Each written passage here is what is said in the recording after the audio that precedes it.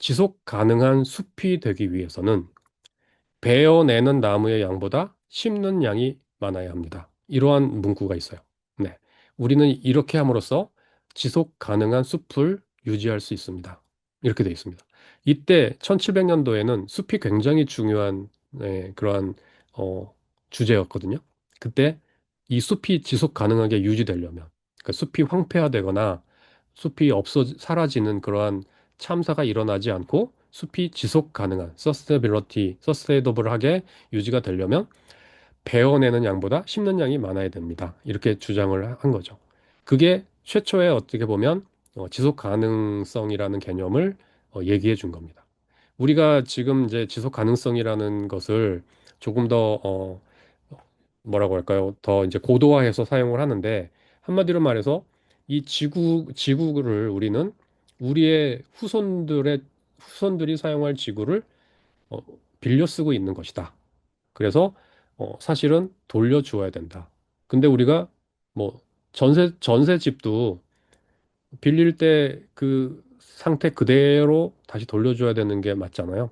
근데 왜 지구는 빌렸을 때는 이런 문제가 없었는데 우리가 쓰면서 지구의 온도가 1.5도나 올라가게 만들어 놓고 앞으로 이게 더 올라갈 수밖에 없는 조건에서 이거를 돌려준다?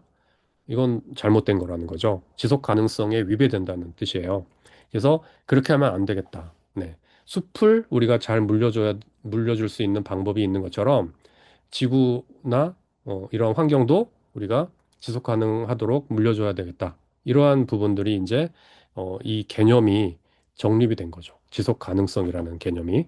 그리고 그 후로 이 지속 가능한 것에 대한 많은 연구들이 이루어져요. 네, 많은 연구들이 이루어지고 거기에서 기업이 이제 음, 이 지속 가능한 부분에 참여할 수 있도록 해주는 거 이것도 굉장히 중요하겠다. 이런 이제 움직임이 일어나죠. 그래서 1950년도에 CSR이라는 개념이 등장을 합니다. Corporate Sustainability, Social Responsibility죠. 예. 그래서 기업의 사회적 책임 이렇게 이제 표현을 했는데요. 여기에서 이제 기업의 사회적 책임을 다할 수 있는 방법은 뭐냐라고 했을 때 어, 기업이 어, 네 가지 책임을 다했을 때 이 기업은 지속 가능하게 발전할 수 있겠다. 이러한 이제 어, 어떤 이론을 제시해 줍니다. 네.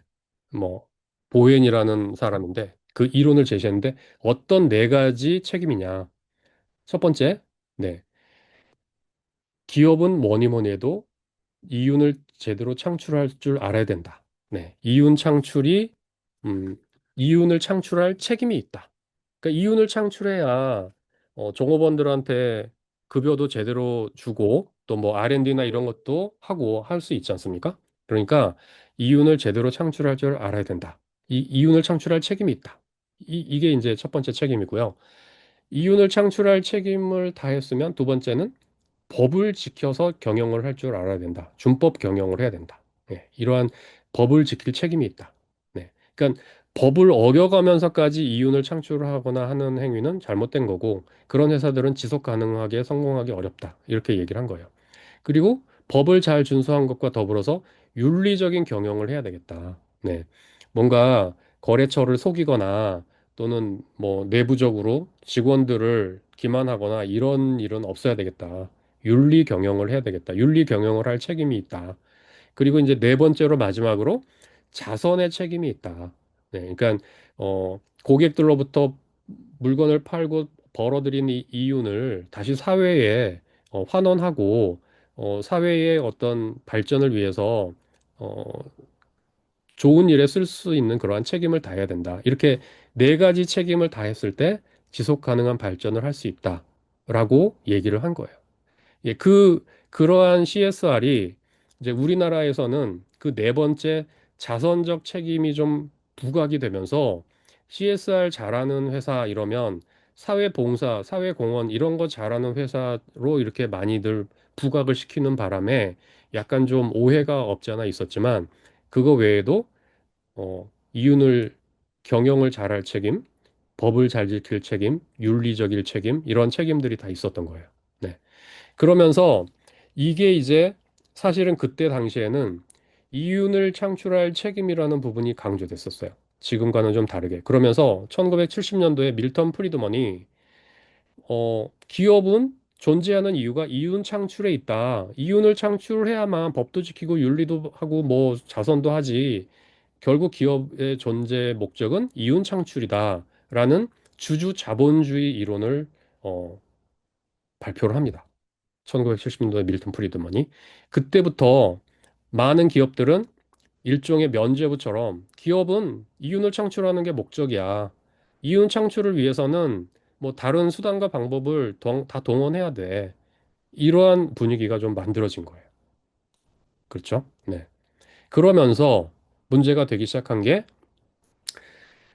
이윤 창출을 위한 이런 경제적인 개념 이외에 CSR에서 얘기했던 윤리라든지 준법이라든지 뭐 사회적 책임이라든지 이런 부분들이 많이 희석이 돼 버렸던 거죠.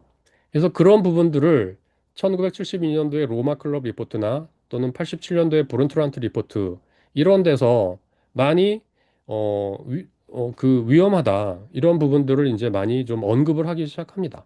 그러면서 그러한 개념들이 1994년도에 이 트리플 바텀 라인이라는 이 개념으로 정리가 좀 됩니다. 그러니까 2004년도 ESG가 등장하기 전에 1994년도에 트리플 바텀 라인이라는 게 정리가 좀 돼요.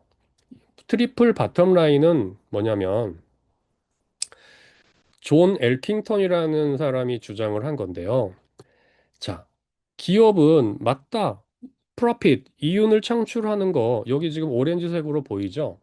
어, 이윤 창출하는 건 맞아. 그런데 이 너무 이윤 창출에만 집중을 해서 우리가 주목해야 할 플래닛 그리고 피플 요 두 개의 P는 지금 망가졌다. 이 기업이 제대로 발을 딛고 서려면 이 people, profit, planet이라는 세 개의 축이 밸런스를 잘 잡고 바닥을 잘 다져줘야 기업이 제대로 성장할 건데 지금은 프로핏만 잔뜩 있고 피플 플래닛은 사라지고 기업이 오래 가기는 점점 힘들어지고 있다. 이렇게 이제 주장을 하는 것입니다. 사실 원래 트리플 바텀 라인이라는 개념은 손익 계산서 맨 아래 세후 손익을 의미하는 거였거든요. 그런 그만큼 이제 중요한 개념인 거죠. 근데 이 존 엘킹턴은 이 트리플 바텀 라인 이 트리플이라는 것은 people, planet, profit이 제대로 이루어졌을 때 이 가운데 하얀색의 교집합에 있는 이 서스테이너블한 발전이 이루어질 수 있다라고 강력하게 주장을 한 거예요. 많은 사람들이 여기에 공감을 하죠. 아, 그래, 맞아. 프로핏, 경제적인 거, 이거 굉장히 중요하지만 결국 환경이나 사회 부분이 취약할 경우에 기업들은 오래 살아남지는 못해. 이러한데 이제 같이 공감을 한 거죠. 그러면서 이 개념이 이 세 개의 P에서 이 프라핏이라는 이 이익이라는 개념이 거버넌스로 바뀝니다. 거버넌스로 변경이 되고 플래닛은 environmental 환경이라는 것으로 변경이 되고 people은 사회 소셜이라는 걸로 변경이 되는 거죠. 그러니까 변했다는 게 아니라 그 개념이 그렇게 연결되는 겁니다. 그래서 결국 어찌 보면 이 존 엘킹턴의 이 트리플 바텀 라인 개념에서 이 세 개의 P, 세 축이 사실은 ESG의 개념의 어떤 연결선상에 있는 것으로 우리가 이해할 수 있는 거죠.